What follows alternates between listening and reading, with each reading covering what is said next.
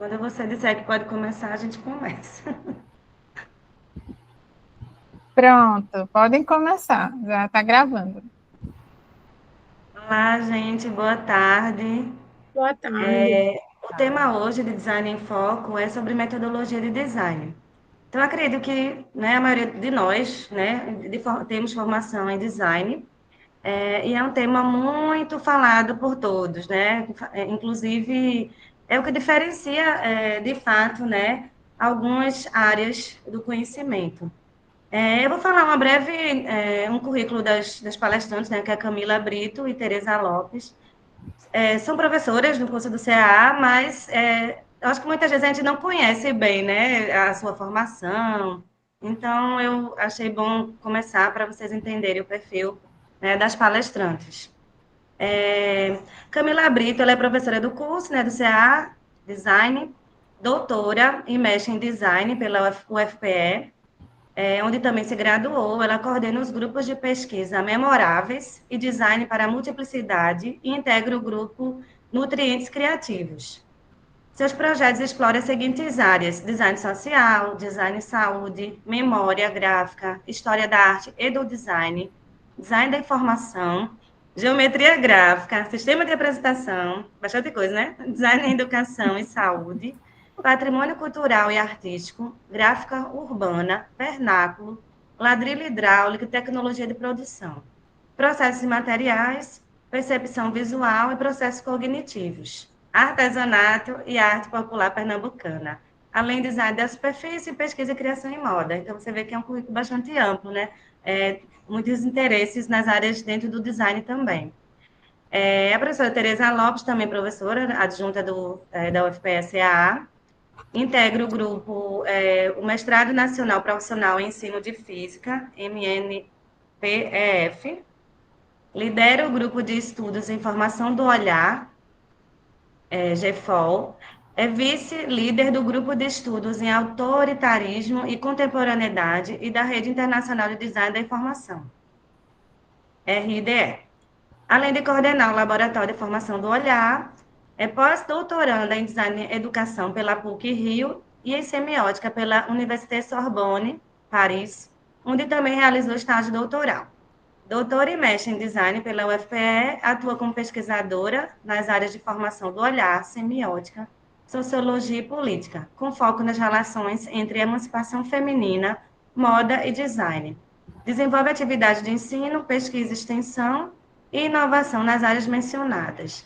Então, né, são duas professoras que vão colaborar bastante, né, com o tema sobre metodologia. Tenho certeza que tem muitas questões importantes que vocês vão revisar, né? Alguns revisarem, e outros realmente vão abrir mais, né, o leque de informação, que vai ajudar aí no dia a dia, né, como profissional de design e também para o NAD, né, que foi o foco dessa, dessa preocupação também, né, de desenvolver essas palestras bem interessantes. Eu vou deixar a apresentação de Camila e de Tereza.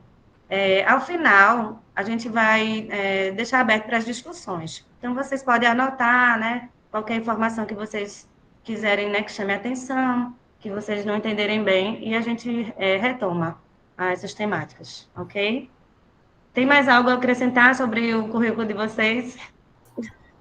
Não, é isso mesmo, esse monte de coisinha aí que vai despertando o interesse da gente, a gente fala, tem que ali, tem que aqui. Quando vê, fica um monte de. Eu nem sabia que eu fazia tanta coisa. É bom saber, né? É interessante, né? Eu também não sabia sobre vocês, né?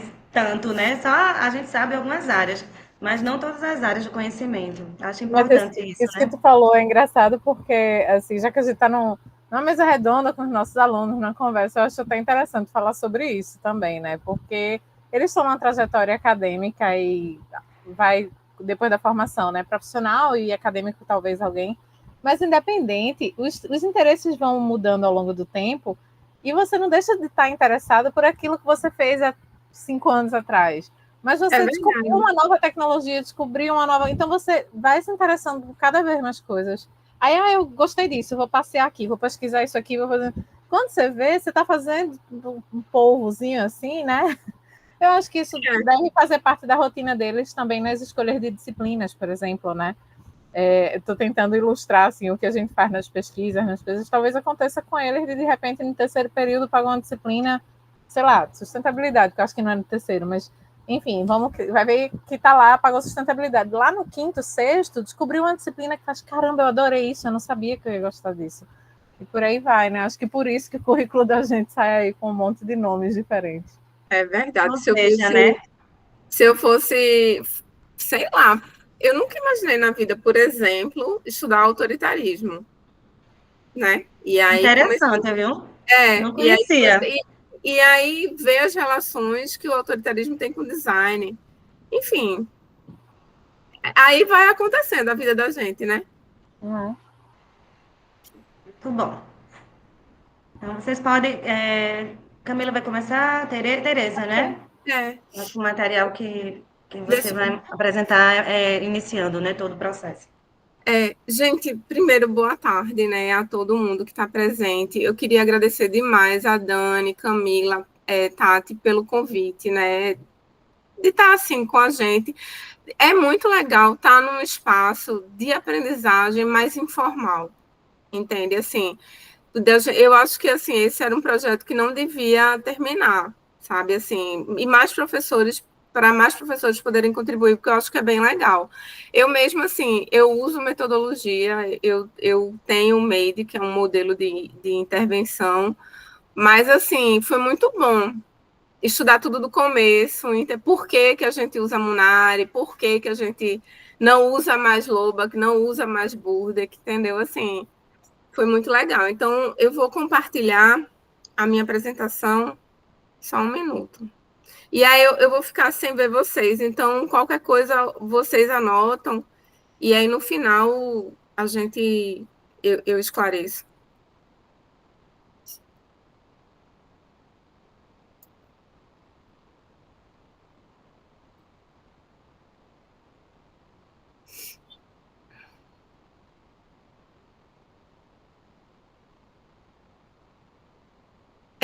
Vocês estão vendo, gente?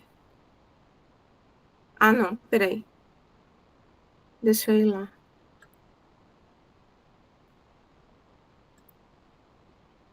Vocês estão vendo?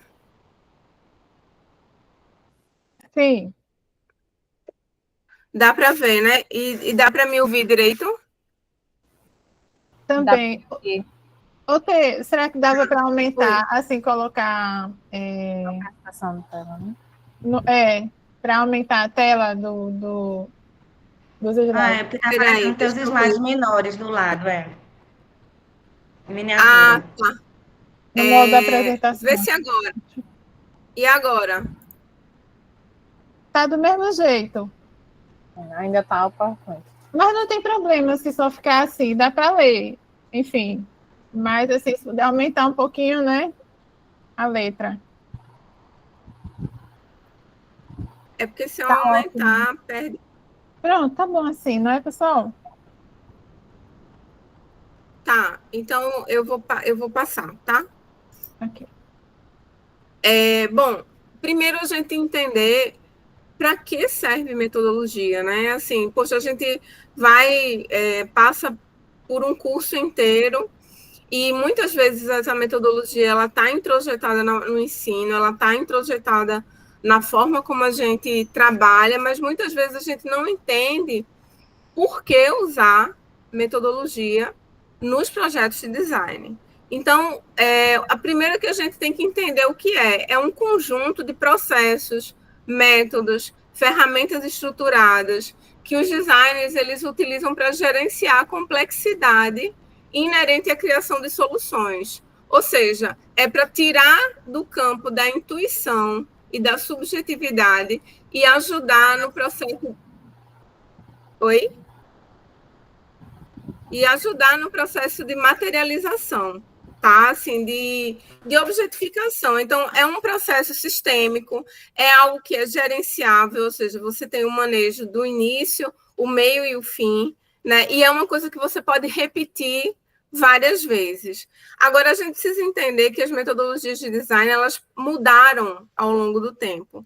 E a grande mudança é a inserção, é a alteridade, ou seja, você enxergar o outro no processo de design. Né?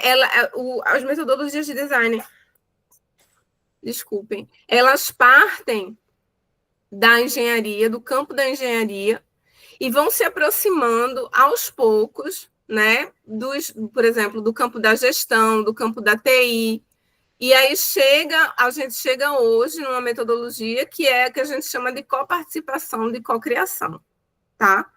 Mas vamos entender a origem disso tudo.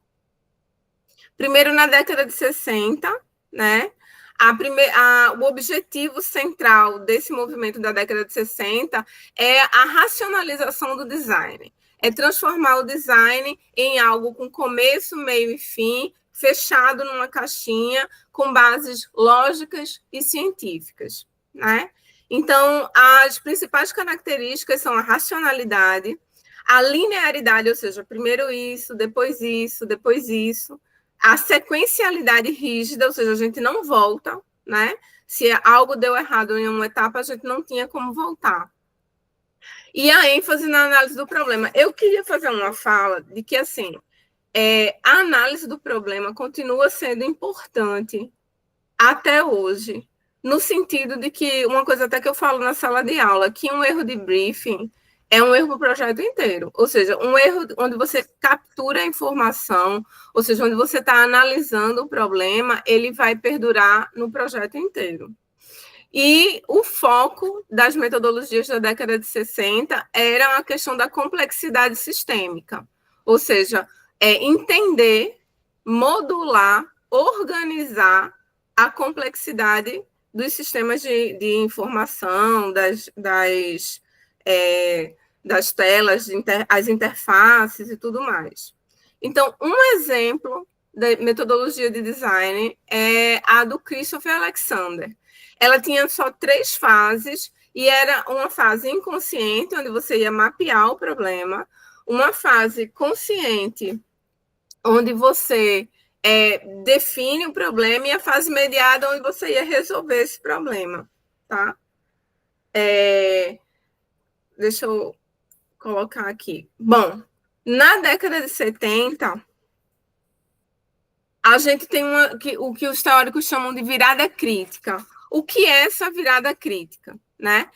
Em vez de continuar o esforço de racionalizar cientificamente, né, a questão da década de 60, esse período reagiu contra a rigidez e contra a linearidade, reconhecendo que muitos desafios de design são, na verdade, complexos e sociais, que são um termo que a gente usa muito, são os wicked problems, né? São problemas cuja complexidade ela é alta. E ela é alta e a dimensão dela vai também no nível social. É por isso que vocês estudam design, sociedade e cultura, que é para poder entender a dimensão social do problema de design, né?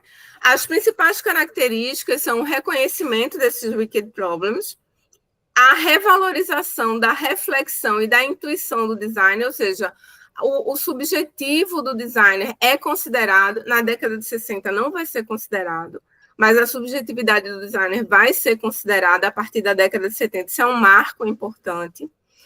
Ênfase na responsabilidade social e ecológica, né, que são as primeiras, digamos assim, as primeiras incursões nas questões de sustentabilidade, e a busca por flexibilidade e interação, ou seja, poder ir e voltar na metodologia e poder interagir, né? Ou seja, não só entre a equipe, né? Porque uma equipe ela segue uma metodologia, mas também com o cliente, com o nosso usuário. Então, a metodologia que eu trouxe de exemplo da década de 70 é a de Burdick. E aí vocês já observam, tem a fase da problematização, Oi, quem me chamou? Desculpa te interromper, mas eu acho que teus slides não estão passando, a menos que esteja congelado só para mim. Ainda está naquele do texto das metodologias projetuais de design. Não, eu já estou no slide 6. Meu Deus. Agora foi. Agora mudou. Vocês viram esse slide? Eu não vi, não sei se foi só para mim. Eu também não. Só vi o primeiro. Meu Deus. Não, então eu já estou na década de 70, mas eu vou só voltar aqui. Eu vou mostrar assim, né? Agora vocês estão vendo? Sim, agora parece. A passagem, né? Uhum. Pronto. Sim. Então, na década de 60, é a questão da racionalização. E as metodologias de design elas vão partir do campo das engenharias, tá? A metodologia que eu trouxe como exemplo foi a de Christopher Alexander.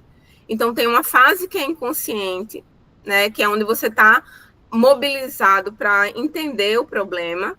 Tem uma fase consciente, que é quando você determina o problema, você se conscientiza, e tem a fase mediada, que é uma fase que você vai trabalhar a mediação da resolução do problema de design. Na década de 70, a gente tem uma mudança que é importante, chamada virada crítica. Essa virada crítica é quando incorpora a subjetividade, né? São os primeiros momentos de incorporação das subjetividades, da sustentabilidade. A gente não vai dar esse nome de sustentabilidade, ainda vai se falar em ecologia e em responsabilidade social, tá? Mas é justamente a virada crítica, em vez de continuar o esforço de racionalizar cientificamente na década de 60, esse período reagiu contra a rigidez e contra a linearidade, né? É natural, até porque o mundo estava, ou seja, se você pegar 1968, ou seja, está perto da década de 70, né? O mundo todo está questionando todos esses valores totalitários, rígidos e toda essa sociedade conservadora. Isso também vai acontecer nas metodologias de design. Então, a metodologia que eu trouxe para vocês foi a de Burdach. Eu acho que era aqui onde eu estava. Essa metodologia de Burdach, ela é composta de 6 fases. A primeira é a problematização, onde você vai entender as questões do problema. A segunda é a análise da situação atual, ou seja, todos os agentes que são contribuidores para o problema, né? A definição do problema, tipo, meu problema é esse, meu problema é, eu preciso fazer um site, por exemplo. Né? Claro que na década de 70 não vai ser dito isso, mas vou fazer uma marca, vou fazer, enfim, um problema de design. Aí você começa a fase da concepção e geração de alternativas, que é natural, ou seja, você vai pensando e criando ao mesmo tempo e gerando alternativas para solucionar esse problema. Faz a avaliação, né, que é a 5ª fase, escolhe a melhor opção e aí entra na fase de planejamento, de desenvolvimento e realização, tá? Outro exemplo que eu trouxe, que é muito presente nas aulas, é Loback, né? Ele também pensou uma metodologia de design, né? E aí a metodologia de Loback já é dividida em 4 fases, né? Veja, digamos assim, é o mesmo preceito, mas agora é um outro autor pensando de uma outra forma, mas também pensando metodologicamente como resolver um problema de design. Então, ele faz a análise do problema, ele já gera as alternativas, né, para esse problema, ele avalia as alternativas e, no final, ele realiza a solução do problema. Então, são só 4 fases. O que Burdach vai separar em 6 fases, já Loback vai dizer que não, que só precisa de 4 fases.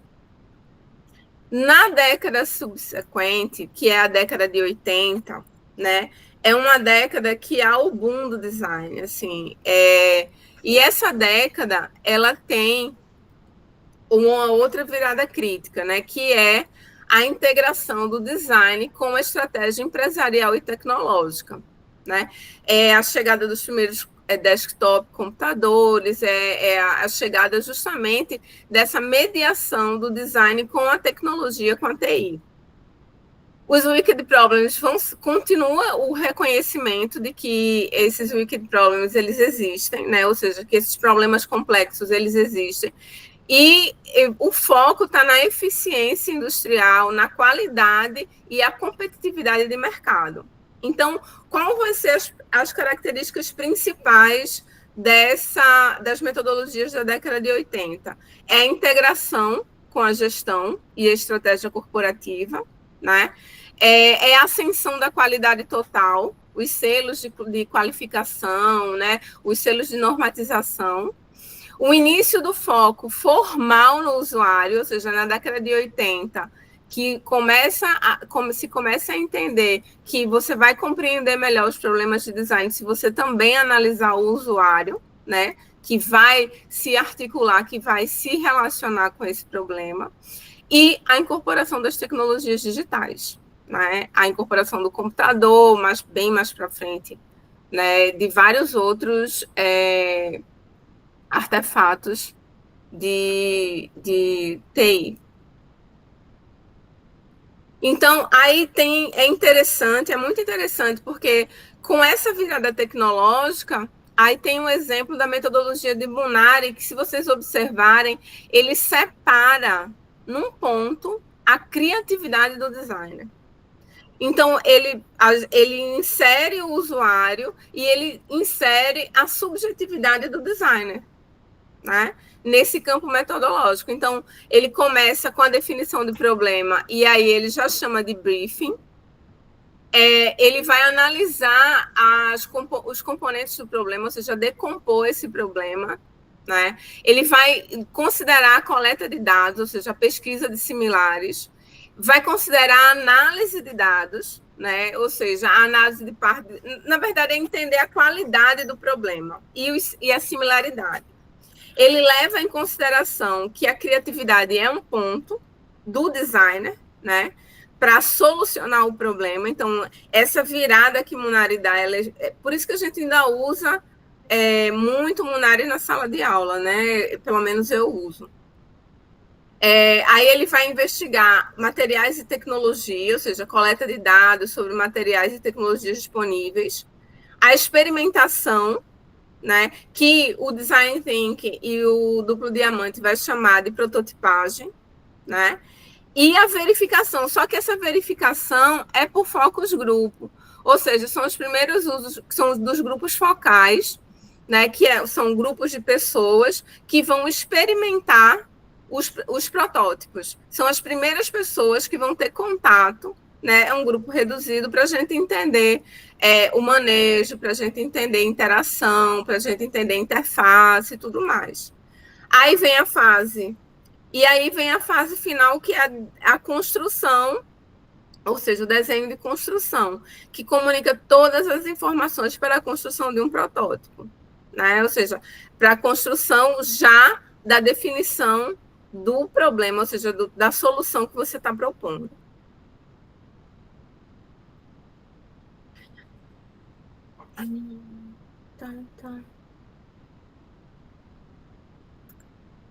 Bom, outro autor que também traz uma metodologia na década de 80 é o Gibbon Sipp, né? Mas é uma metodologia um pouco mais encurtada. Apesar do Gibbon Sipp ser um grande autor que fala sobre sociedade, que fala sobre cultura, que incorpora questões de globalização, ele diminui, né, a metodologia que ele propõe. Ele já fala da problematização como uma fase de você definir o problema. Ele faz a análise, né, como com listas de verificação, com análise das funções, com documentação, enfim. Aí ele vai definir o problema, que seria uma lista de requisitos, né, e ele chama de valorização do peso e estabelecimento de prioridades. Aí ele cria um anteprojeto, né, que seria a fase de geração de alternativas. Veja que a gente já começa a incorporar a geração de alternativa, ou seja, de certa forma, é uma entrada da subjetividade do designer no projeto, né? Não que ela não esteja presente no campo todo, claro, enfim, mas ela é importante que ela seja pontuada, que ela seja considerada. E aí você vai desenvolver o projeto.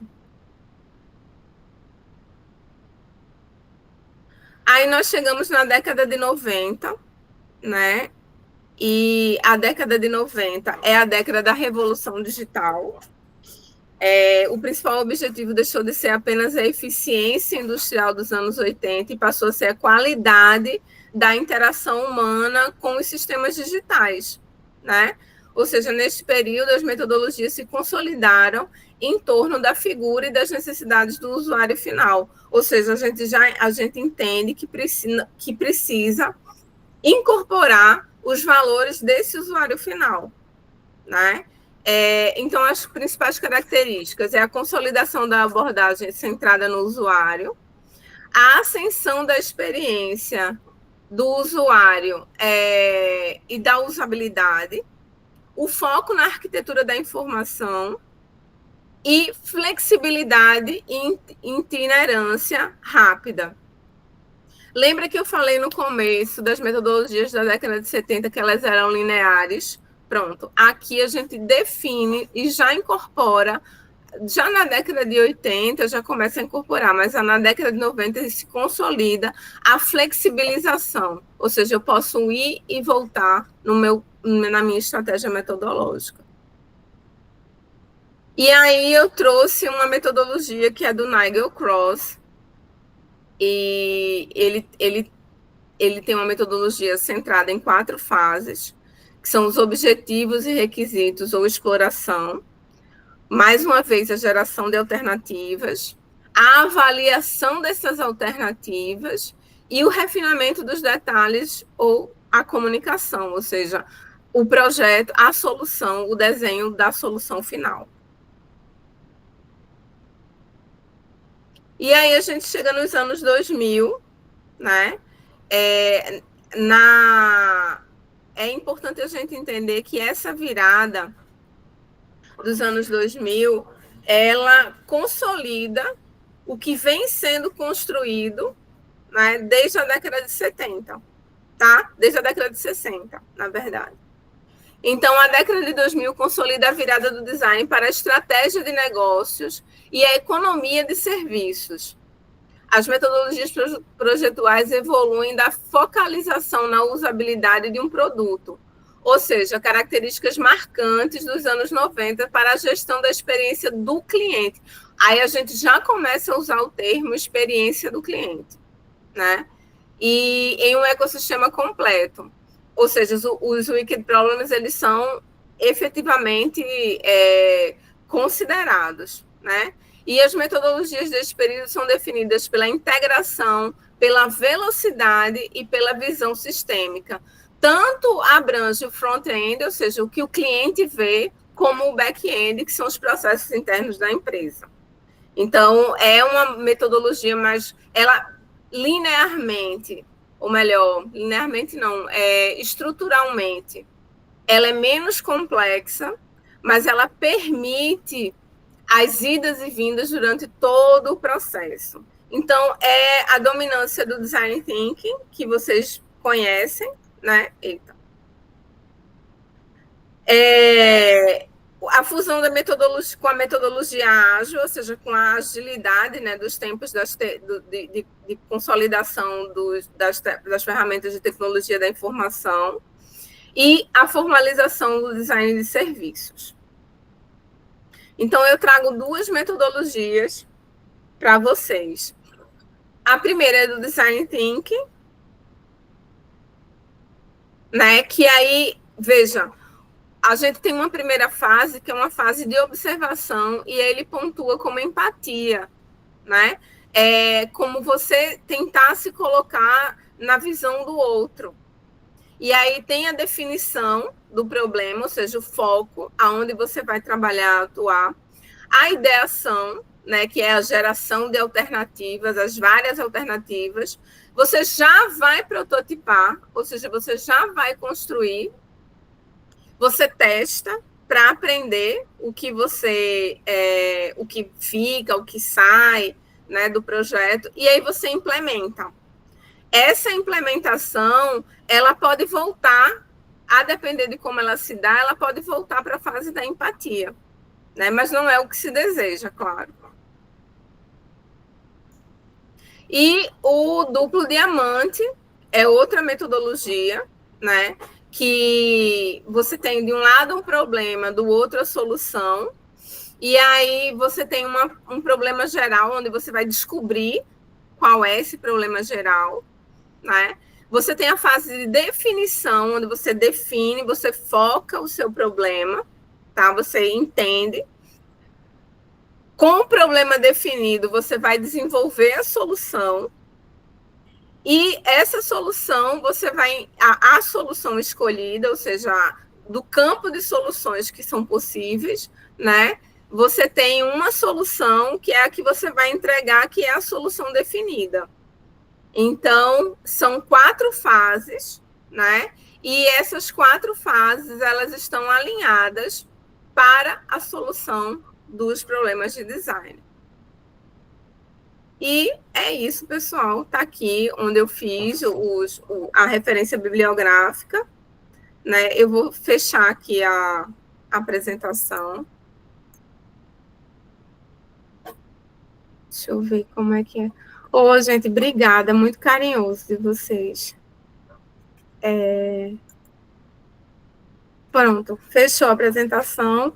E aí, assim, eu queria, só para resumir, para vocês entenderem do ponto de vista da história da metodologia, aos poucos, vai incorporando tanto a subjetividade do cliente como do designer, né? E, no final, o que vai contar é a experiência, e não o objeto, o foco no objeto, o foco na solução, e sim na experiência que esse objeto vai gerar com o nosso usuário.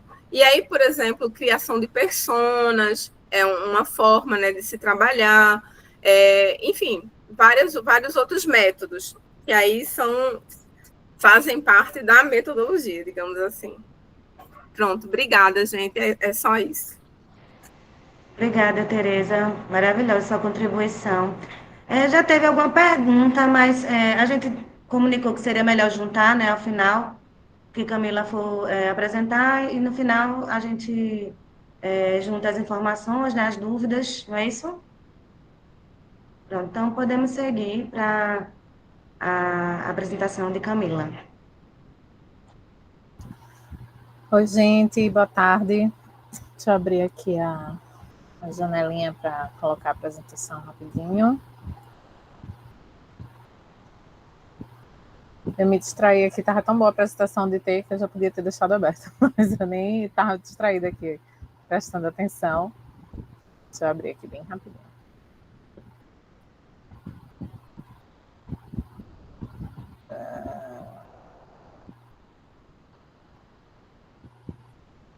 Pronto, acho que vai agora.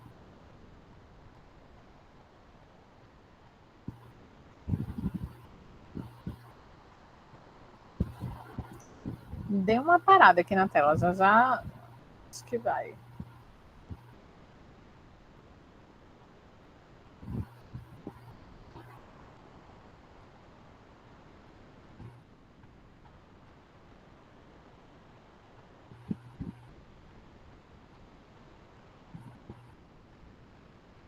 Deixa eu ver se já está aparecendo para vocês. Está aparecendo, Camila. Tá, eu vou colocar em tela cheia e vocês me dizem se mudou alguma coisa, porque na hora que eu botar em tela cheia eu não vou ver mais vocês, tá? Deixa eu colocar aqui, só um minutinho.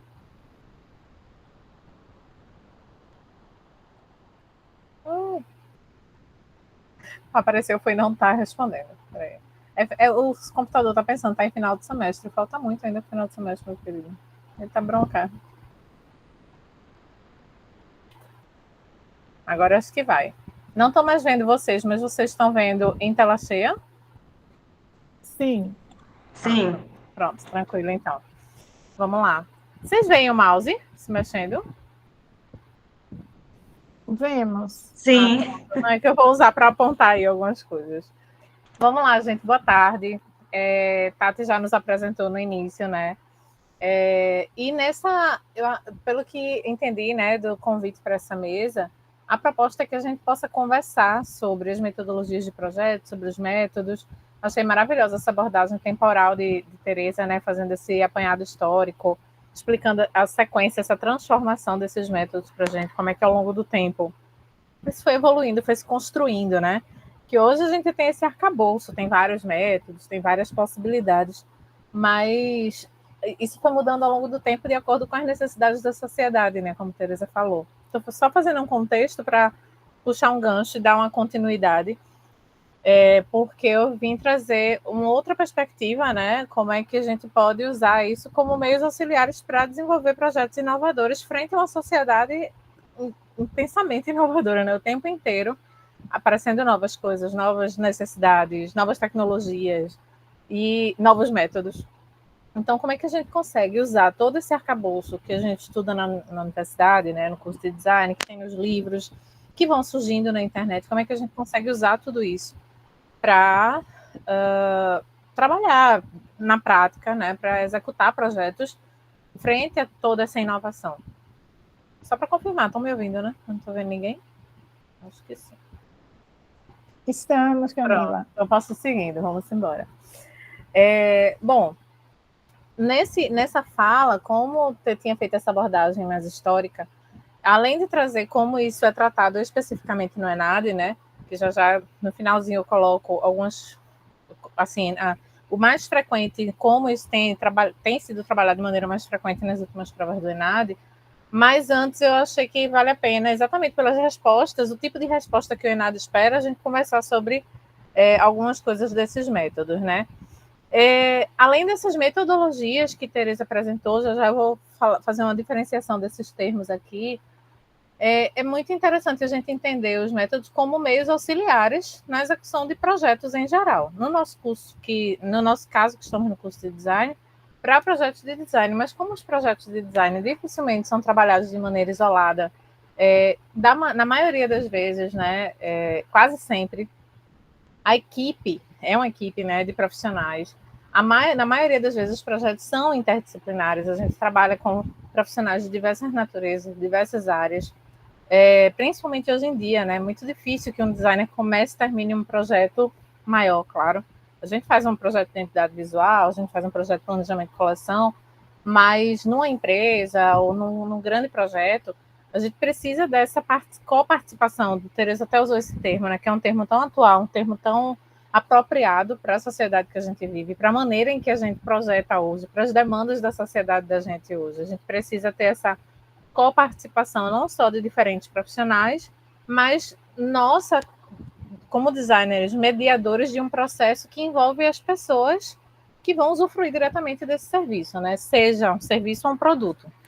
Nós, como designers, projetamos serviços, produtos e outros, mas sempre para um usuário, sempre para uma pessoa, né? Então, pensar em nós, como profissionais, focados em pessoas, né? Que no final das contas, seja um produto, seja um serviço, a gente vai estar projetando, a gente vai estar usando um processo, um método, seguindo um percurso, um caminho, para apresentar uma solução viável para uma pessoa, um grupo de pessoas, uma sociedade, uma cidade, enfim.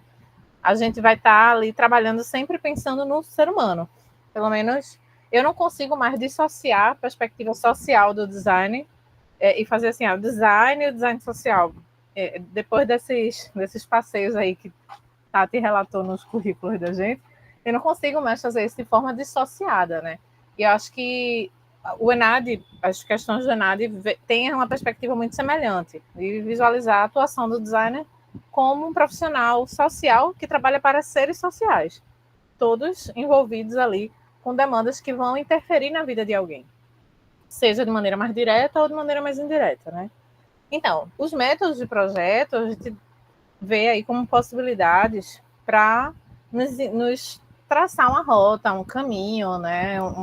Uma indicação de um percurso para conseguir chegar nessa solução que vai interferir na vida de alguém, que vai trazer um resultado, enfim. Então, o que seriam esses métodos sendo utilizados como meios auxiliares nos processos, né, de criação? Ferramentas estruturadas que orientam o processo criativo e facilitam a tomada de decisão no desenvolvimento de projetos.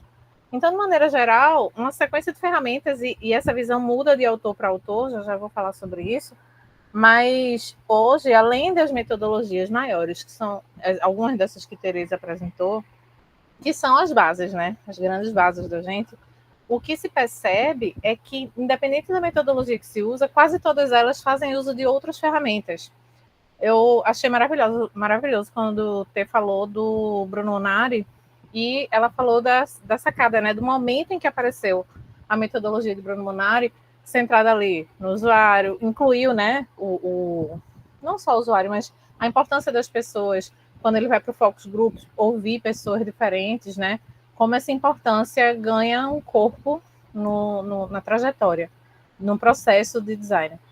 E no briefing não, desculpa, na etapa criativa, né? Então, quando a gente usa ferramentas dentro de uma metodologia, elas vão ajudar a incorporar um processo, como o briefing, quando ela falou em Munari, quando na etapa criativa eu uso de repente um brainstorm, por exemplo, uma técnica, né? A gente vai falar sobre isso já já. Então, tem algumas ferramentas que, cada uma com a sua estrutura, vão auxiliar nesse processo. Isso ajuda a gente a reduzir, por que usar, né? Reduzir incertezas, trazer uma segurança maior, tanto para o projetista quanto para a pessoa que está recebendo aquele resultado daquele produto ou daquele serviço. Organiza o pensamento enquanto processo, né? Isso ajuda a minimizar erros, a evitar redesign, a evitar falha, voltas no processo, que são comuns. Eu vou falar disso também já, de como em alguns métodos já se conta com essa volta, né? Esses projetos são cíclicos. Mas, independente disso, organizar o pensamento vai reduzir danos possíveis, problemas, né? Potencializa resultados e promove inovação sistemática. Então, a gente vai ter resultados possivelmente melhores e a gente consegue inovar no sentido de trazer novos sistemas, novas tecnologias, novas ideias, novas possibilidades para dentro de um método, que mesmo que eu esteja usando o método tradicional, que é uma fala muito... que se usa muito, né? Uma coisa que se fala muito sobre... é bom usar um método tradicional ou é bom usar um método mais inovador? A maneira de usar o método é que vai ser inovadora, né? Não necessariamente se o método é da década de 60 ou se ele é de 2025. Eu posso usar um método de 1960, mas inovar trazendo ferramentas que vão potencializar os resultados e a maneira de seguir esse processo, né? Então, dependendo de como você vai seguir essa sistematização, você vai conseguir promover essa inovação no seu processo. Bom, tem um livro de Pazmino, Como se cria 40 métodos para o design de produtos. No título, ela diz para o design de produtos, mas, na verdade, são métodos que podem ser aplicados em vários ramos de atuação do design, seja design de moda, design gráfico, design de produto. Eu já vi sendo aplicado em várias, né? Já orientei TCC também, que aplicou de diferentes formas para diferentes aplicações, resultados diferentes, e tem infinitas possibilidades. E nesse livro ela traz essa diferenciação de termos, né?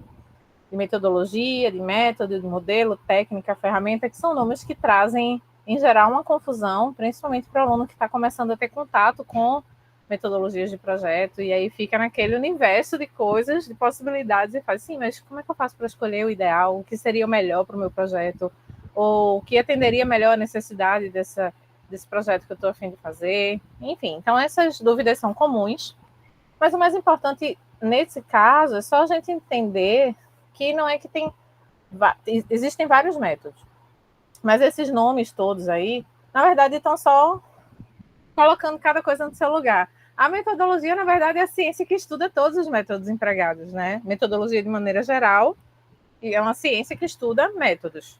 Metodologia de design estuda métodos de design. E o que são os métodos de design? São conjuntos de procedimentos que vão indicar uma trajetória até atingir um objetivo específico. Então, eu vou ter lá... Você até falou disso também, talvez fique um pouco repetitivo, mas como a gente vai bater um papo, a gente pode ir trocando ideias aqui a respeito, né? Então, o método, e aí no caso aqui a gente está tratando o método de design, vai apresentar um conjunto de procedimentos que vão atingir e mostrar para a gente um caminho. Ó, se você proceder dessa forma, seguindo essa etapa, você vai atingir, provavelmente, esse seu objetivo. Por isso que a gente busca os métodos. Porque se no design, se a gente partir do princípio que conceitualmente o design se apresenta como um solucionador de problemas, Eu tenho um problema, eu quero apresentar uma solução para esse problema. Eu, como designer, vou fazer essa mediação. Se o designer se apresenta como esse solucionador de problemas, ele vai buscar um procedimento, um caminho que faça com que ele saia lá do problema e chegue na solução. É basicamente isso, né? O método de design vai ser um conjuntinho aí de procedimentos que vão ajudar a gente a sair do problema e chegar na solução. É claro que eu estou resumindo muito, né, minha gente? Mas a gente está no bate-papo. Se fosse uma aula de 4 horas, é outra coisa. Mas vamos lá. Modelo de projeto é outro modelo de processo de projeto. É outra nomenclatura também que, em geral, desperta algumas dúvidas. E modelo é o quê? Na verdade, modelo é um esquema, em geral, visual. Geralmente, né? É apresentado visualmente. Mas é um esquema que mostra essa sequência de operações. Porque o método pode ser uma sequência ou não. Eu vou mostrar já já. E o modelo, ele sempre apresenta um esqueminha, uma sequência, que vai desencadeando fases e etapas de um projeto. Parece ser a mesma coisa, mas, na verdade, o método é esse conjunto e o modelo é um esquema de sequência, é uma visualização dessa sequência. Enquanto técnica de projeto, já são meios auxiliares. Eu vou mostrar umas aplicações práticas disso, para ver se essa diferenciação de termos fica mais clara. Mas a gente vai, na verdade, usar uma técnica. Tereza falou do Focus Groups, por exemplo, que é usado lá no finalzinho do método de Bruno Munari. Então, dentro do método de Bruno Munari, ele usa a técnica de Focus Group, né, para abordar um determinado tema com um grupo de pessoas. E pode usar uma ferramenta de projeto. No Focus Group, ele pode aplicar um questionário, por exemplo, que é uma ferramenta, né, um instrumento físico que ele pode lá usar para uma tabela, está aí dizendo nessa imagem, né? Pode ser uma tabela, pode ser um questionário, pode ser um jogo, né? São ferramentas que vão ajudar aquele grupo ou aquela pessoa que está desenvolvendo o projeto a chegar nessa solução, certo? Ainda sobre essa diferenciação de termos, eu só tentei resumir mais o que ela traz no livro, mas aí, voltando aí, só para resumir, a metodologia é a ciência que fundamenta esse processo, né, que estuda os vários métodos. O método é uma abordagem sistemática que vai resolver esses problemas. Os modelos representam simplificadamente esse processo, na maioria das vezes de maneira visual, com um esquema, um fluxograma, enfim. As técnicas são procedimentos específicos dentro do método. Mais uma vez, voltando lá, fala do Bruno Munari e de Tereza, lá no iniciozinho, o briefing. O briefing é uma técnica. Lá na etapa criativa, eu posso usar um brainstorming, outra técnica. Lá no finalzinho, eu posso usar um focus group para verificar se aquele resultado atingiu ou não o que era proposto. E dentro disso, eu posso aplicar várias ferramentas, né? No brainstorm, eu posso usar como instrumento prático de aplicação, por exemplo, materiais artísticos para as pessoas poderem esboçar suas ideias. Então, usar como ferramentas materiais artísticos, giz de cera, papel.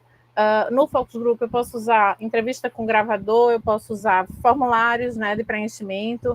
Então, tem várias ferramentas que são, na maioria das vezes, instrumentos físicos mesmo, instrumentos práticos, que podem ser aplicados em alguma técnica que vão contribuir aí para algum método, certo? Até então, tá dando para acompanhar? É muito doido quando eu não vejo a tela, porque eu não sei. Assim. Obrigada, Tati. Vamos lá. Bom, outra coisa que eu vi que tem aparecido nas provas do ENAD são os tipos de projeto baseados na inovação. O que se fala muito, né? Inovação, novas tecnologias.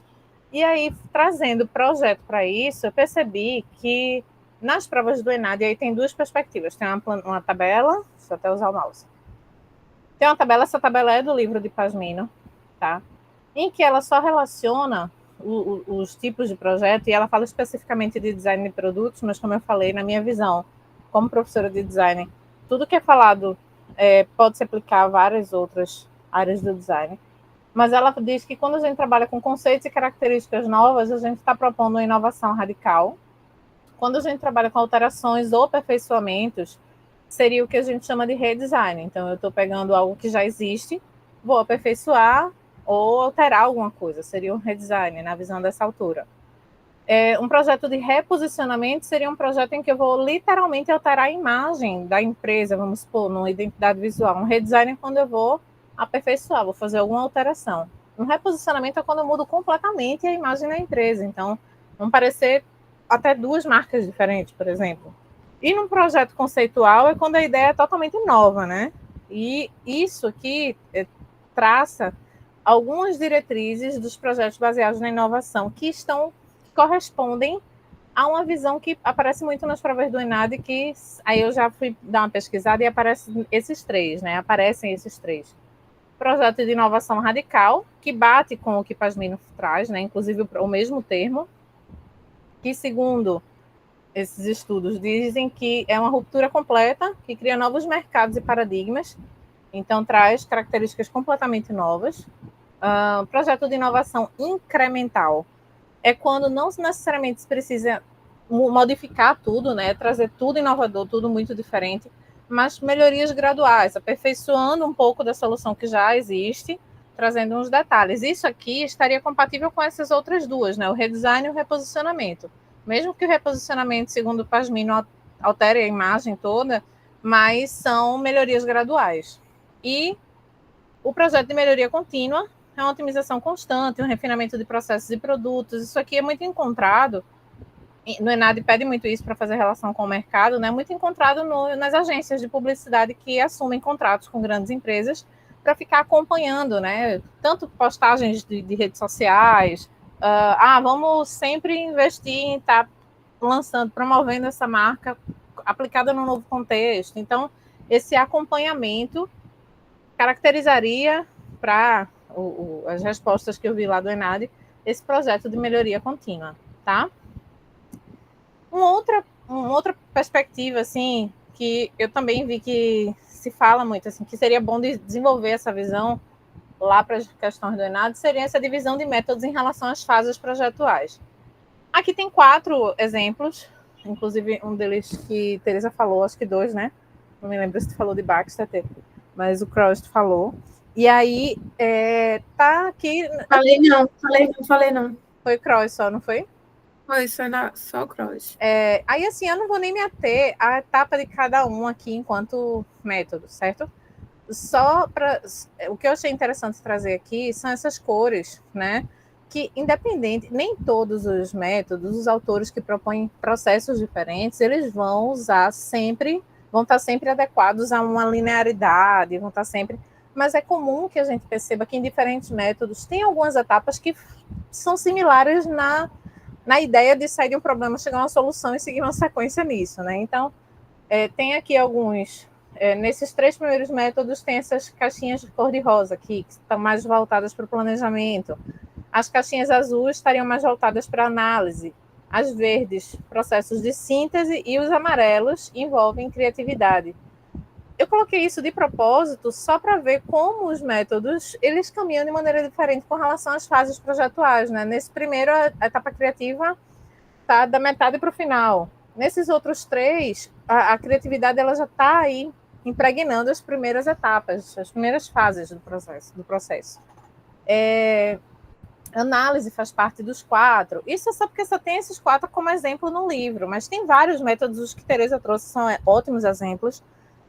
E esse contexto histórico que ela falou, né, deixou isso, pelo menos assim, para mim ficou bem evidente, essa divisão, como é interessante observar as diferentes construções desses autores, né? Mas, de maneira geral, o que eu queria trazer com essa imagem é só que a gente tem relações diferentes nas fases projetuais, que, em geral, elas estão ligadas a problemas, a fases analíticas do problema, fases criativas, né? Alguns sintetizam essa análise, outros não. Quase todos têm uma fase de planejamento, de entendimento do problema e o resultado final, né? Então, assim, permeiam a maioria dos projetos, seguem aí algumas fases que vão, como eu falei, do problema até a apresentar essa solução. Alguns analisam, alguns sintetizam, a maioria, quase todos, se for método de design pelo menos, vai ter lá a etapa criativa. E cada um do seu jeito, cada um propondo um processo diferente, vai apresentar também diferentes formatações. E aí eu achei essa imagem interessante, apesar de estar aí pixelada, desculpem, mas eu achei essa imagem interessante para mostrar que, independente de que etapas serão essas, o que é legal observar é que, tanto ao longo do tempo, como Teresa falou, quanto hoje em dia nos métodos inovadores que se colocam, né? A gente percebe que os métodos se comportam de maneiras diferentes. Alguns métodos mais lineares, né? Que diz, você tem que seguir fase 1, fase 2, fase 3. Terminou fase 1, vai para 2, só vai para 3 quando terminar 2, não volta mais. Então, é o que a gente chamaria de método linear, quando essa formatação do método não volta a etapas, como seria o caso do método cíclico, né? Que tem uma fase 1, fase 2, fase 3, mas cheguei na fase 2, concluí, eu posso voltar para 1. Assim como cheguei na fase 3, concluí, eu posso voltar para 2. E ele pode ter essa circulação, por isso que o método cíclico, né? E alguns métodos ramificados, em que algumas etapas acontecem ao mesmo tempo. Algumas etapas acontecem ao mesmo tempo, como nesse caso, fase 1, aí tem fase 2A, fase 2B, fase 3C, que são fases paralelas. Algumas delas seguem para a fase 3 e outras vão direto para a fase 4 ou 5, enfim. Tem diferentes conformações, mas existem métodos que são ramificados, né? Que não só tem esse comportamento cíclico, de terminar uma fase e volta para outra, mas que também apresentam diferentes possibilidades. Dá 2, você pode ir para 3, depois para 4, você dá 2, pode ir para 5, dá 5, precisar voltar para 4, depois você vai para a fase 6, enfim, essa ramificação dessas fases do método também implicam em diferentes processos. Então, não é só o autor, não é só, esse autor sugere que você faça isso e isso, o outro já sugere, como essa imagem anterior, né? Cada um sugere suas etapas, suas formas de fazer, mas o comportamento de seguir essas fases assim, também se apresenta com formatações diferentes, né? Alguns exemplos, o Design Thinking, que Teresa também falou, desculpem que eu botei a imagem em inglês aí, nem peguei uma traduzida, mas como eu disse, eu não vou me ater a explicar os métodos, eu estou meio que trazendo a ideia de a gente entender o processo, tá? Então, no caso do Design Thinking, tem aí 5 etapas principais, cada uma delas tem alguns parâmetros, né? Acho que foi Washington, não me lembro, acho que foi esse nome que perguntou, a gente vai responder no final, né?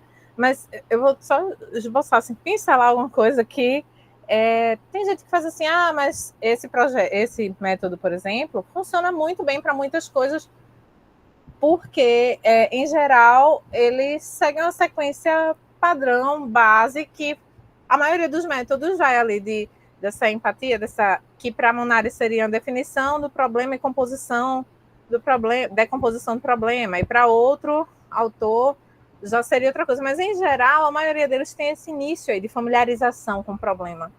Depois uma definição dos requisitos do projeto, seja lá o que for, depois uma ideação, que seria essa parte mais criativa, a prototipagem, que alguns vão chamar de avaliação, enfim, e depois os testes. Então é um método que ele combina, ele se adequa a esse processo que é proposto de diferentes maneiras por diferentes autores, mas que segue um padrão mais ou menos, né?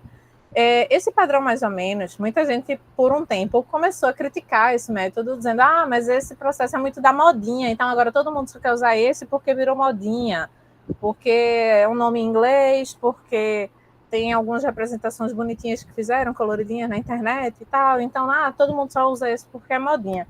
Aí surgem algumas críticas dessa maneira, mas se a gente começar a entender os métodos de design, as metodologias, né, como processos, independente de ser modinho ou não, independente de, mas esse é bom ou esse não é bom. Não, na minha visão, como professora, e eu vou me dar o direito de abrir um pouquinho da minha visão particular, não tem um método bom ou método não bom para qualquer coisa. Não dá para a gente classificar ou categorizar um método como sendo ruim ou bom, porque vai depender do que você quer fazer. Vai ter coisa que vai funcionar muito bem, vai ter coisa que vai ser insuficiente.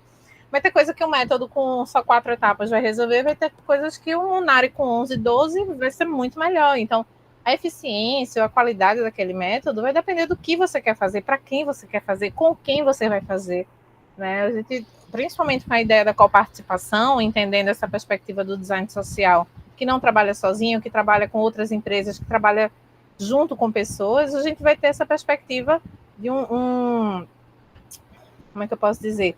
De métodos que vão se adequar para diferentes coisas. Então, se eu trabalho com comunidades, por exemplo, num projeto coparticipativo de design social, eu vou ter métodos que vão funcionar bem quando eu vou trazer pessoas que não são designers para esse contexto, né, para esse processo. Mas vai ter método que tem partes muito específicas que pode trazer dificuldades para um público leigo ou não tão conhecedor das etapas. Enfim, então cada um vai ter suas vantagens e desvantagens a depender da demanda, da necessidade, do contexto, de quem vai trabalhar com você nisso, né? Outro exemplo seria o duplo diamante, que também é um que tem sido muito falado. Eu coloquei esses dois exemplos mais que são muito falados agora na contemporaneidade, né? Só para mostrar mesmo que cada um, esse, por exemplo, tem essa ramificação e essa ciclicidade, né? Que vem para esse, pode voltar, né? Como eu disse, eu não vou me ater à explicação de cada um, como se fosse uma aula de métodos de design, mas só trazendo como exemplos para a gente refletir sobre isso, tá? Sobre não é o método bom e o método não bom. Eu, como designer, posso trabalhar num projeto ao mesmo tempo, num TCC com um aluno com duplo diamante e no outro com Bruno Munari. Num trabalhar com cross, no outro trabalhar com design thinking. Então, vai depender da necessidade daquele projeto específico, né? E da maneira que aquele aluno, ou que aquela empresa, ou que, enfim, aquele professor vai trabalhar. Esse é o livro que eu falei, tá? Da Pasmino, que esses 40 métodos para design de produtos, ela traz no livro como o título métodos, mas ela começa a apresentar no meio do livro alguns como ferramentas também. Alguns exemplos, né? Tem coisas que funcionam para vários métodos diferentes, como análise diacrônica, análise funcional, mapa conceitual, painel semântico, que pode ser compreendido como uma ferramenta, assim como o briefing, que pode ser usado em vários métodos, né? Para exemplificar, para visualizar imageticamente, né? O público para quem está se trabalhando. Grupo focal ou focus group, enfim, tem várias possibilidades para quem estiver estudando não só para o ENAD, né? Mas pensando em possibilidades para o seu TCC ou para um projeto específico que queira fazer, vale a pena dar uma circulada, uma olhada nesse livro, porque ele apresenta várias ferramentas possíveis e vários modelos diferentes que podem ser seguidos aí, e bem ilustrado também, bem legal. Fica a dica, tá? Eu trouxe exemplo de 2 ferramentas só para a gente ver como é uma coisa que pode ser usada em vários métodos. Em vários métodos a gente pode encontrar a ferramenta do briefing, por exemplo, que vai estimular essa aproximação com o público e com o problema, né? A gente pode fazer um briefing mais voltado com coleta de informações, mas sobre um problema específico que precisa de uma solução. Vamos supor, num projeto de imobiliário, a gente vai precisar coletar informações bem técnicas com relação à usabilidade, à funcionalidade desse produto. Quando a gente trabalha com públicos com características especiais, com necessidades especiais, como em projetos de acessibilidade, por exemplo, eu vou precisar coletar bastante informação sobre a necessidade desse público. Então, eu vou ter que me ater bem mais no para quem eu estou trabalhando, com quem esse projeto vai interagir, que problemas vai ter que ser resolvido. Então, esse porquê, o que, quem, quais, são perguntas muito frequentes num briefing, que tem esse nome, mas assim, algumas ferramentas diferentes vão propor essa aproximação, e o briefing é a mais famosa delas, digamos assim, uma das mais usadas. Assim como o painel semântico, que promove essa aproximação de maneira mais visual, né? Faz com que a gente consiga visualizar ali imagens que representam palavras-chave, de repente, para esse público. Geralmente é usado mais para o estudo do público, principalmente eu acho que na área de moda, né? É bastante utilizado para planejamento de coleção, ter essa aproximação com a temática principal, com o público, mas é uma ferramenta que funciona para uma abrangência grande de projetos. E para finalizar esse fala-fala, que eu acho, eu nem olhei a hora que eu comecei, mas vamos lá. No ENAD, como é que esse assunto é abordado, né? Tem 4 tópicos principais que são muito importantes para quem está se preparando para o ENAD observar nesse assunto. O ENAD, de maneira geral, costuma focar tanto em modelos processuais. Então, esses modelos processuais, gente, não sei se vocês lembram daquele segundo, terceiro slide que eu coloquei.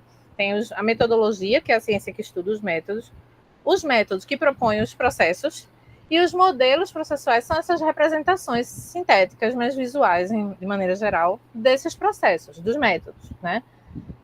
Então, foca muito nesses modelos, né? Mostra muito exemplo de, como eu coloquei aqui o Design Thinking, o duplo diamante. Então, coloca em geral alguns desses modelos e pede que o aluno disserte sobre como você usaria tal modelo em tal contexto, ou como você aplicaria isso num projeto de design. Então, tem esse foco nos modelos específicos, tanto nisso quanto na aplicação prática deles. Então, de maneira geral, o ENAD me pareceu ser uma avaliação que foca muito em testar o aluno se ele sabe aplicar aquilo que ele está, muito diferente de um marca X, só objetivo, sabe? Será que o aluno sabe aplicar isso aí? Ele pode dominar o nome de, sei lá, uns 10, 15, 20 métodos.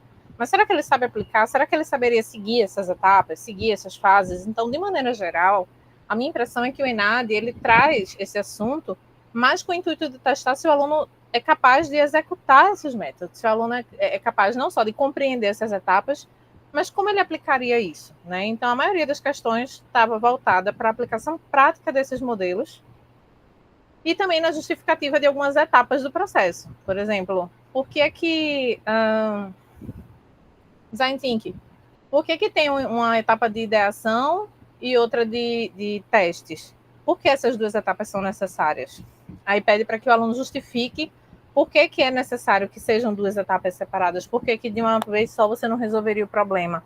Então, justificar essas etapas é uma coisa que eu também vi ser pedida. De maneira geral, é assim que eu vi o ENAD abordando esse assunto. Mas eu trouxe 4 tópicos para a gente ver, e eu peço desculpa até pelo volume de texto, mas eu achei que nesse caso seria interessante, só para a gente exemplificar aqui algumas questões, certo? Então, sobre conhecimento de modelos processuais específicos, que foi uma das coisas que eu falei agora, o ENAD cobra o conhecimento de modelo de projeto amplamente reconhecidos na área. Um exemplo notável é a abordagem do duplo diamante, que foi isso que eu mostrei. E como é que esse duplo diamante foi aplicado na questão do ENAD? Foi apresentada a figura e pediu para que o aluno dissertasse, né, discutisse, descrevendo o que ocorre em cada uma das 4 etapas. Para chegar a uma boa solução, como é que você passaria por essas 4 etapas? Então, isso tem a ver com isso aqui, ó, aplicação prática dos modelos, justificando as etapas. Então, acho que se o aluno se prepara para isso, independente de que questão venha, ele conseguiria explicar o porquê de tais etapas, como são aplicadas para que esse modelo funcione. Eu acho que esse, de maneira geral, seria a principal necessidade. No segundo tópico dos 4, etapas e fases do processo de design. Então, também tem perguntas bem específicas sobre as fases. De maneira geral, surgem alguns tópicos recorrentes, como fase de pesquisa ou descoberta, uma fase de definição, uma fase de ideação e uma fase de entrega, compreendendo aí 4 principais fases, né? Pedindo que o aluno descreva o que acontece em cada uma delas. Então, tanto faz na questão do ENAD eles exemplificarem algumas fases, como seria o caso aqui nessa simulação. Fase de descoberta, de definição, de ideação e de entrega. E pedir que o aluno descreva cada uma delas, como funciona, ou marque, né? Atribua para cada uma das fases uma justificativa. Qual seria a fase que levanta e prioriza os requisitos, briefing, escopo do projeto, identificação do problema a ser resolvido. Então, o aluno teria que saber se é na fase de pesquisa, fase de definição, fase de ideação ou fase de entrega. Pelo que vi nas questões, poderia aparecer dessas formas, certo? Num terceiro tópico, foco no usuário e contexto, com design centrado no usuário, né, no ser humano, digamos assim. É uma coisa que tem aparecido muito, não só no ENAD, mas acho que no design como um todo, né, nas discussões em design, a necessidade desse profissional atuar de maneira contextualizada com as necessidades do ser humano, porque senão não faria sentido ter design, a gente fazer design só para um... Veja, nós somos projetistas industriais, né? O design vem lá do desenho industrial, mas essa indústria é reproduzir para alguém, né?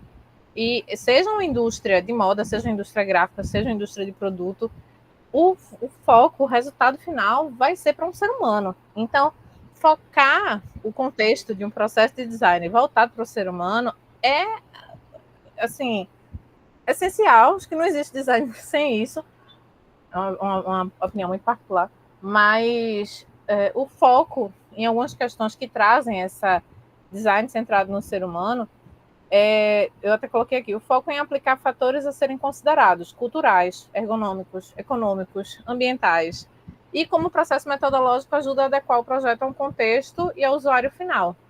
Então, todas as outras questões que surgem no aspecto mais social, como sustentabilidade, economia, política, Tereza falou também de que ela nunca imaginava que ia trabalhar com autoritarismo, né?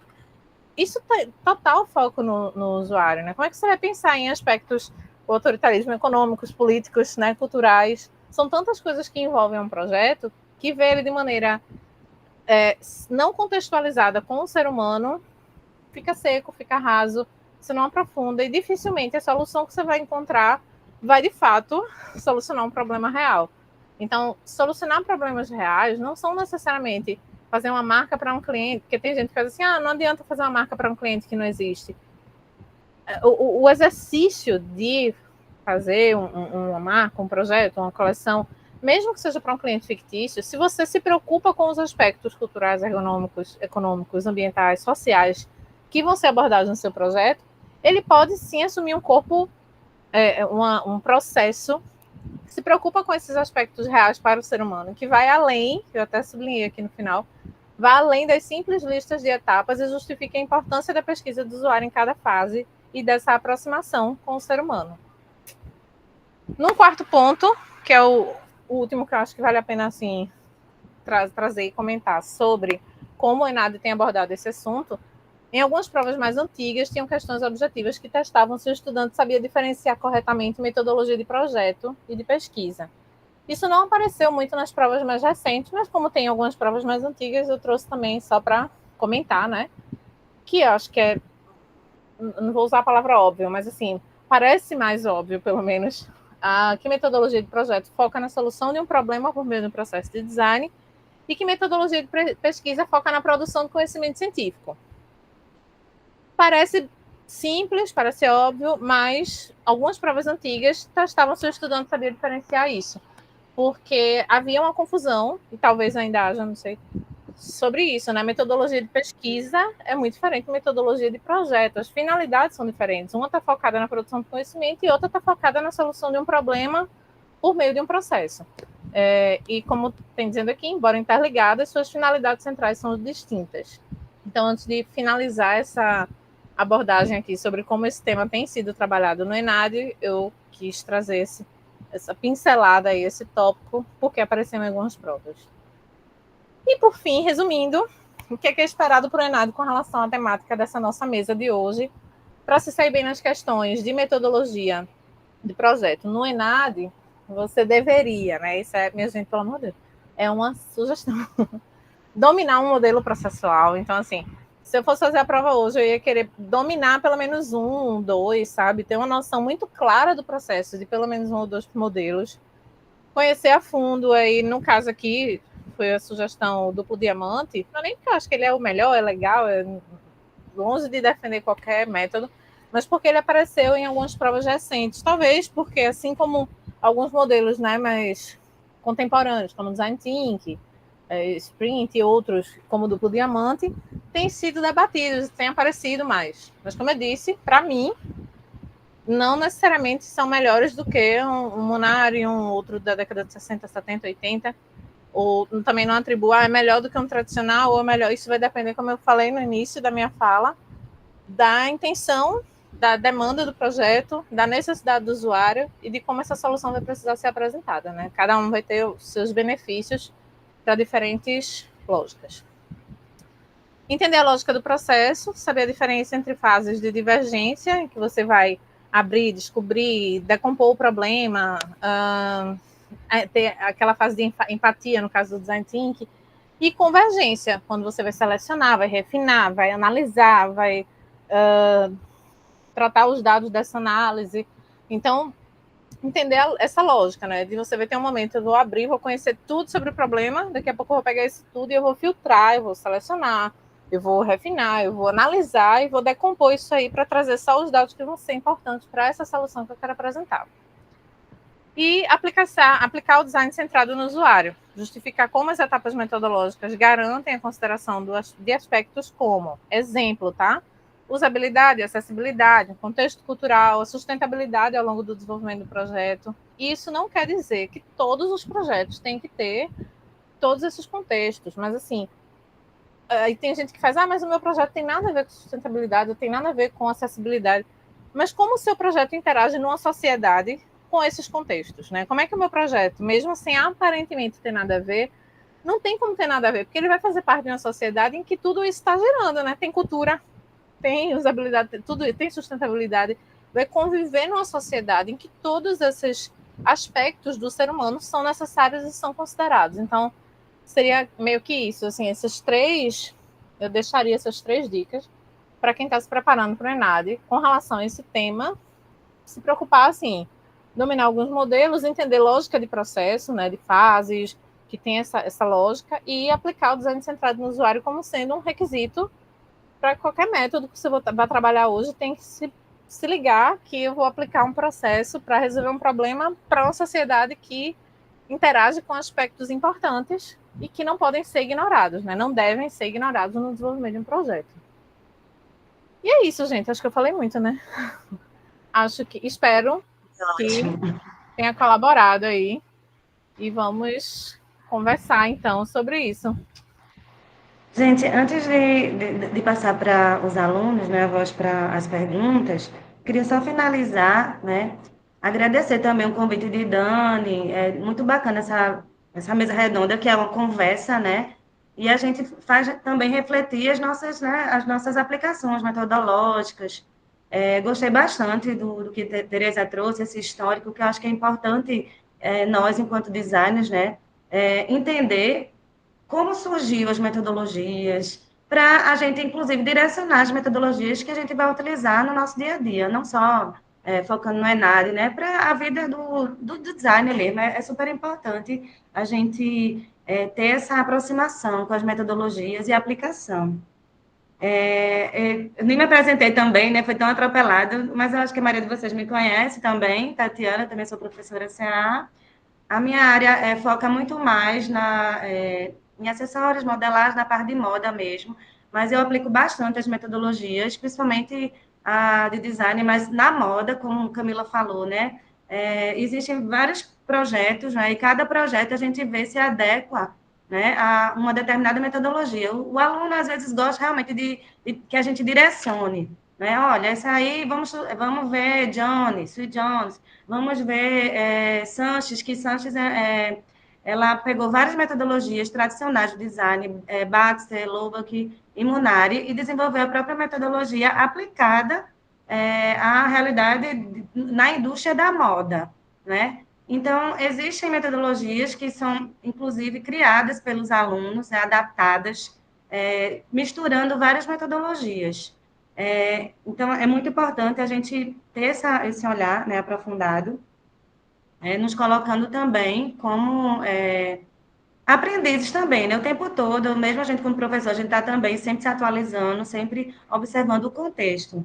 Eu vi que Teresa trouxe alguns pontos importantes, né? Que essa relação da mudança crítica, né? Da metodologia com a mudança social, assim como Camila trouxe. Então, é importante, eu acredito, né? Pelo que eu li também do ENAD, que eles vão trazer questões mais contemporâneas mesmo. Mas, assim, é importante a gente saber né, essa virada projetual, então, para entender as metodologias atualmente. Mas eu acredito que deve focar na UX, né, nessa design de experiência, que são metodologias que já estavam sendo usadas, mas, assim, tem a questão da moda mesmo, né, de estar mais em alta. Design Thinking, eu venho participando de várias bancas que estão utilizando Design Thinking em moda, né, no design de moda.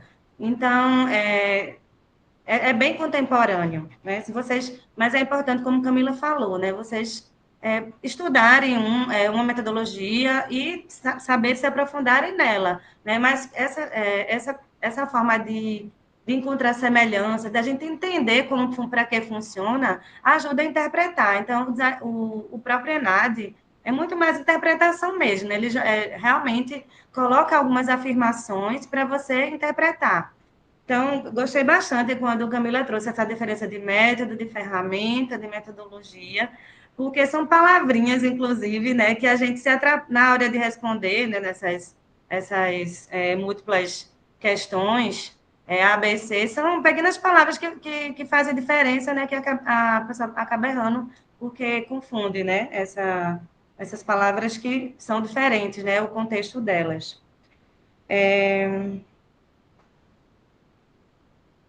Bem, então, só para finalizar, que Camila trouxe essa diferença de metodologia científica e metodologia projetual. Então, foi importante essa reflexão, né? Embora ambas tratem o problema, né, a problemática, mas, de fato, os direcionamentos são diferentes, né? Um traz um contexto mais teórico e o outro, né, um desenvolvimento de um produto.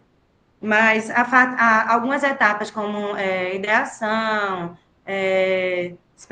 a experimentação, quando é colocado no método científico, ele é muito mais assim, direcionado a você encontrar soluções, né? Encontrar soluções. Então, veja essas questões nesse sentido, mas são propostas diferentes. Quando a gente, inclusive no TCC, né, colocava, vamos colocar no TCC metodologia de pesquisa e metodologia de projeto.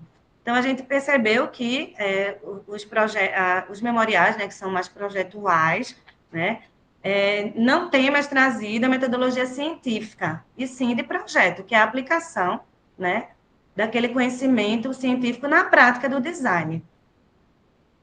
Então, agradeço, gostei, essa mesa foi bem, né, trouxe um resumo grande, né, na metodologia de design, que eu acredito que vai servir bastante para vocês estudarem, ter esse material de apoio. Vou deixar aberto também para as perguntas. O Wellington perguntou e Camila respondeu, né? Sobre design thinking, quer responder também, Tereza? Eu queria só complementar, Tati, porque, veja só, existe uma resistência ao design thinking, porque muitos designers mais antigos, assim, eles não entendem o design thinking como um método, eles entendem como uma estratégia de pensamento. Então, por isso que há essa resistência. E eles dizem que o pensar do design é o pensamento de design, né? Que é o que é interessante, né? E é o que o design thinking se propõe. Ele é mais um conjunto de questões que você se põe, né, para resolver determinado problema. Então, tem essa questão também que algumas pessoas não consideram o design thinking uma metodologia. Ótimo. Alguma pergunta, pessoal? Pode aproveitar essa oportunidade, né? Tirar as dúvidas da própria apresentação mesmo, né? Se surgiram algumas dúvidas, alguma palavra que vocês não entenderam. Washington, eu falei Wellington, perdão. Boa noite, primeiramente. Boa noite. Tá todo mundo me ouvindo? Sim. Ok.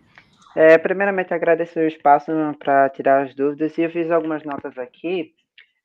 Eu queria entender se alguma das professoras puder me dar algum exemplo na prática de como seria um dos métodos cíclicos. Foi a professora Camila que apresentou sobre esses diversos métodos que existem de projetos, sabe? Tem o linear, tem o cíclico e um outro terceiro que eu esqueci o nome.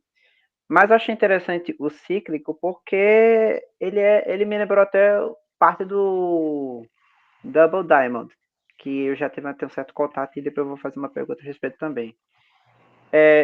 Tem como dar um exemplo prático sobre isso?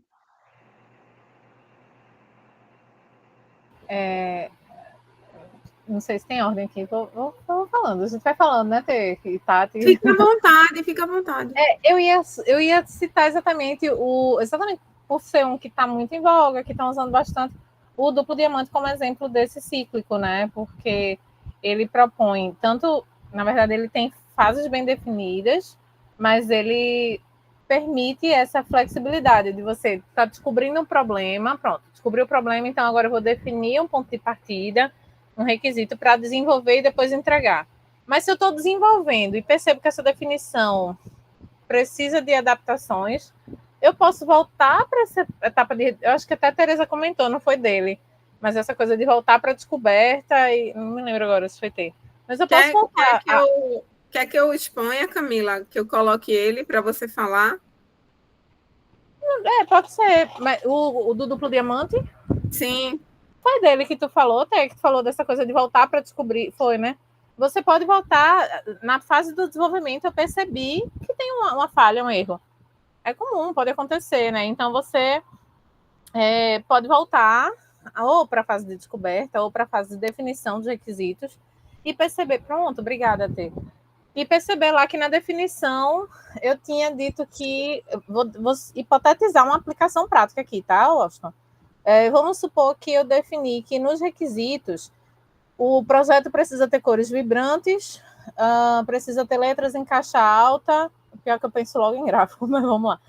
Precisa ter letras em caixa alta e precisa ter uma visualização com letras grandes por causa do público do lugar onde ele vai ser aplicado, que é num lugar de velocidade, as pessoas vão ter que ter uma visão rápida daquilo. Na hora de desenvolver, eu posso perceber que o volume de informação que eu tinha para aplicar nesse projeto gráfico, por exemplo, era muito, e não vai dar para usar sempre letras grandes, e que não vai dar para ser tudo cores vibrantes, porque é tanta informação que vai ficar poluído e não vai ser uma solução legal. Então, eu posso voltar para a fase de descoberta para ver se eu posso alterar de alguma forma esse requisito. E aí eu redefini, né, voltar para a fase de definição, redefini dizendo que tais tópicos principais precisam usar letras grandes, em caixa alta, mas os conteúdos secundários podem ser apresentados de formas diferentes, que as cores vibrantes são um requisito para determinada parte do projeto, mas que outra não precisa. E aí a gente volta para essa redefinição para voltar para o desenvolvimento. Se espera que não precisa ficar o tempo todo voltando, porque senão esse cíclico não chega na entrega nunca, né? Mas é comum que haja, porque tem coisas que a gente só vai perceber nos testes, por exemplo. Aí eu vou até sair do duplo diamante e vou para a Munari, que a Tereza falou, né? Eu posso estar lá na fase de teste, de verificação, acho que é verificação que ele coloca, né? E aí eu posso estar lá na fase de verificação de Munari, e na verificação eu perceber, eu vou agora sair de gráfico, vamos para a moda. Na verificação eu perceber que todo o planejamento daquela coleção, na execução, a modelagem, não funcionaria bem para o público num determinado aspecto, sei lá, o caimento da saia, interfaces digitais, isso também, Washington. Então, assim, eu posso perceber na verificação em Munari ou no desenvolvimento, no duplo diamante, em qualquer um, seja um mais... pronto, valeu, Tereza. Tereza colocou aí, Munari. Lá na etapa 9 de verificação, num focus groups, por exemplo, que ela colocou, nesse grupo, a pessoa que está lá no grupo dizer, vê, está muito bonito, está muito legal, mas essa modelagem não vai funcionar para quem vocês estão propondo, por isso. Precisaria de um ajuste. Se isso aqui fosse adaptado, se isso ao invés de um zíper fosse um botão, ou se ao invés de tal acabamento vocês usassem isso, ia solucionar.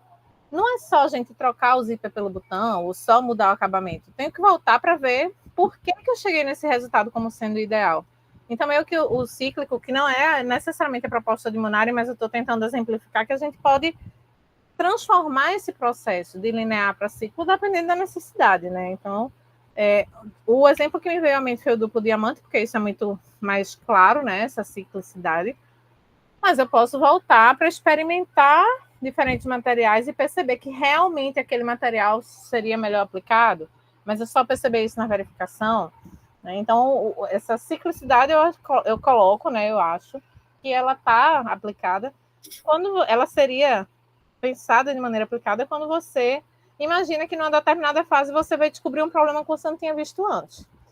Tereza falou uma coisa que eu acho que ajuda muito a pensar também na otimização dos processos. Do briefing, né, Tê, que tu falou, um briefing bem feito é um ponto de partida, assim, essencial. As pessoas geralmente pensam, eita, tem que fazer o briefing antes, né? Como se fosse uma coisa irrelevante.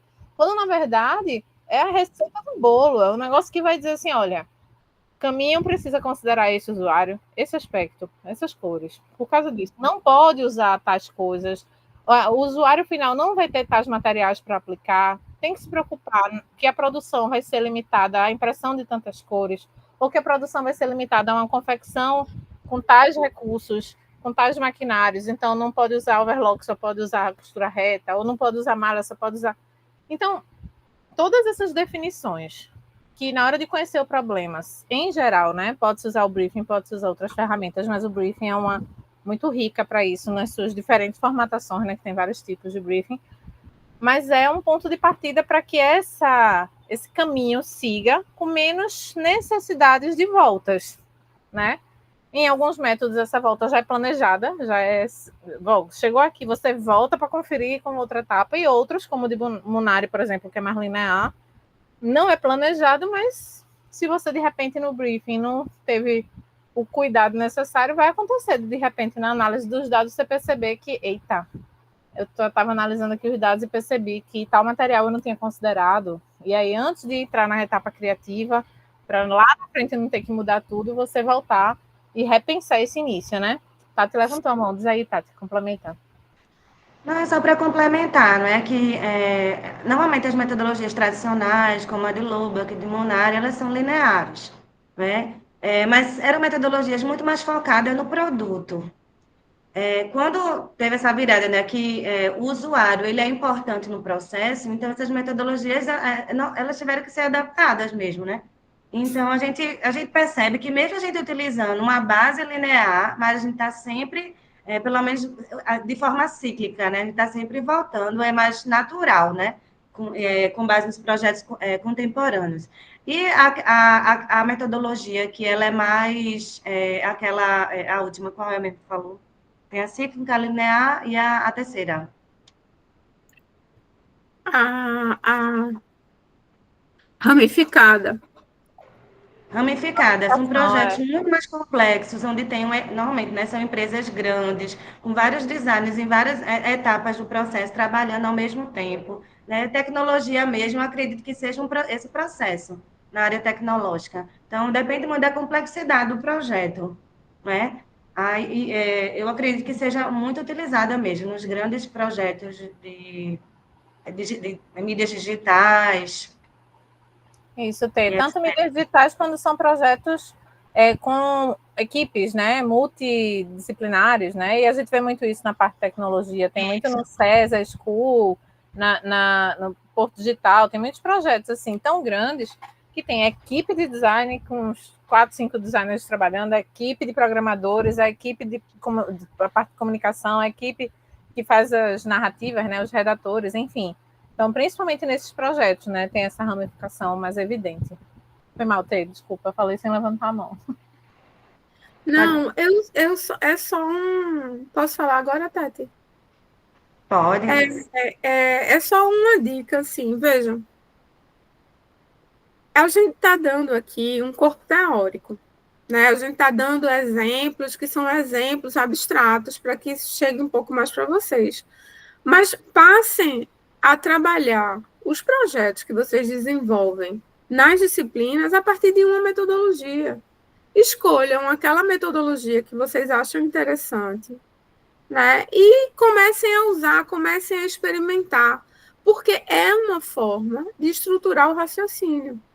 Entendeu? Assim, da mesma forma, por exemplo, quando eu dou o MADE, que é um modelo de intervenção em design, os alunos reclamam muito porque são muitas entregas, mas cada entrega é uma fase e cada fase tem seu método. Então, eles vão, semana a semana, né, desenvolvendo. Mas, às vezes, a gente não tem esse tempo. Às vezes, a gente precisa otimizar o tempo. Então, a metodologia é uma forma de você otimizar também seu tempo de trabalho. Entendeu? É maravilhosa essa consideração, Tereza. Realmente é super importante, né? Se ater na metodologia, mesmo que seja trabalhoso, mas mais na frente, né, vai evitar vários outros problemas que poderiam realmente ser evitados.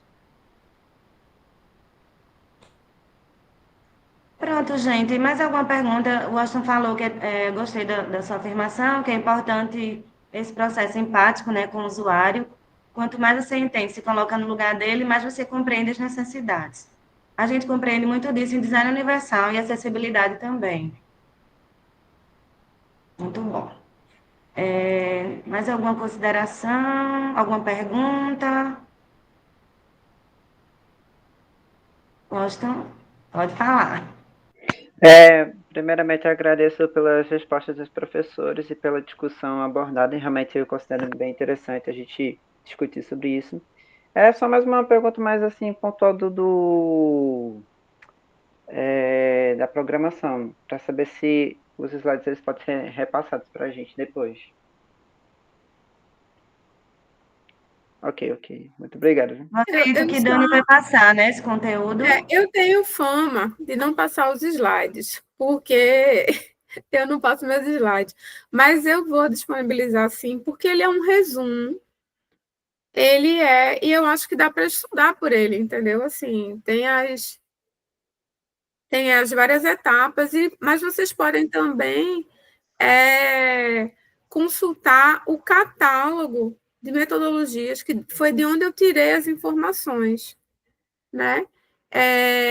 Que ele também aí está bem completo, ele inclusive classifica todas as metodologias de design, da década de 60 até os anos 2000. E Dani está gravando também, né? No vídeo aparece também, mas por mim também está disponibilizado. Tá tranquilo. Pronto, Dani quer falar, né? Quero, gente. Eu queria só dizer que a gente está fazendo essas gravações. Eu não sei se o Washington está no grupo do ENAD, mas no Classroom do ENAD já foram disponibilizadas as anteriores. Né? E posteriormente eu vou disponibilizar para todo o grupo, porque realmente elas têm sido muito ricas, né? Assim, um material muito rico, discussões muito interessantes, e acho que vai colaborar muito, não só nesse processo do exame, né, que está se aproximando, dia 23 já, mas assim, para o trabalho, né, dos nossos estudantes e para a produção de TCCs e tal, e por aí vai. E outra coisa que eu gostaria de, assim, agradecer, né, a disponibilidade de vocês, das três, Tati, Camila e Tereza, né, que rapidamente, quando eu propus, aceitaram. Não é muito fácil montar essas mesas, mas, assim, vocês foram realmente muito solícitas e foi maravilhoso. Essa mesa redonda de hoje foi excelente. Eu quero deixar aqui meu agradecimento. E aos estudantes também, né, que vieram hoje, prestigiaram esse momento. Obrigada, gente. Pronto, gente. Obrigada mais uma vez. Eu concordo com Tereza e Camila que a gente deve fazer, né, como sempre, assim, esse tipo de encontro, né, de mesa redonda, não só para o ENAD, né, mas para a profissão, né, mesmo, nossa profissão, nosso dia a dia, nossas pesquisas, enfim. E a gente conhece até o próprio colega, né, a gente não conhece tanto a pesquisa do outro. Então, é isso, a gente movimentar mais. Então, vamos encerrar, né, a palestra de hoje. E boa noite, bom final de semana. E até mais, gente. Obrigada. Boa noite. Obrigada pelo convite, Dani. Gente, muito obrigada, viu? Parceria. Muito obrigada. Um beijão para todo mundo. Tchau. Tchau. Tchau. Bom ENAD. Bom é nada.